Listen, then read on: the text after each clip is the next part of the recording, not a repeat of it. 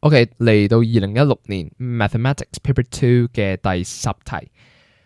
咁好啦，有3條友 Donald、Peter and Teresa。咁咧，我哋係可以見到嗱，唔使代數喎，唔使自己揾數嚟計喎。Donald 咧俾咗你係33,365蚊嘅月薪啦。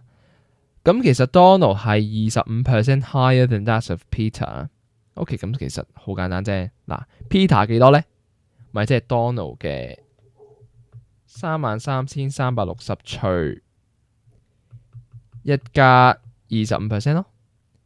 因為 Peter 嗱，當 P 係 Peter 嘅 monthly salary 啦，佢乘以1加25%，因為 Donald 高佢啊嘛，咪即係等於 Donald 咯。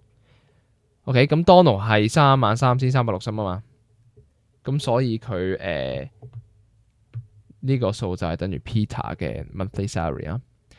OK，P 啊等於呢一嚿嘢，咁點咧？我哋繼續睇落去。While the monthly salary of Peter is 25% lower than that of Teresa， 咁即係代表 Teresa 仲要高過佢25%喎。但係呢度我哋唔可以講高過，因為 Peter 係25% 低過 Teresa， 咁我哋其實可以記低嘅，呢個係一定要記嘅。呢嚿嘢再除以1減25% 啦。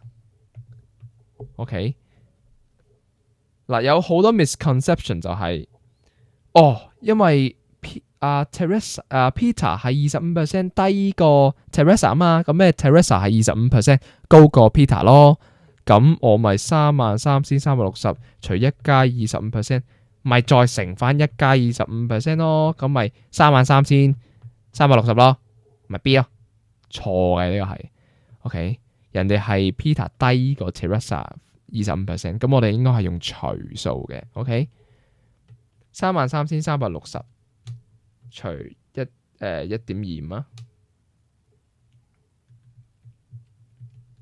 再除以1減0.25啊，即係35,584係 Teresa 啦。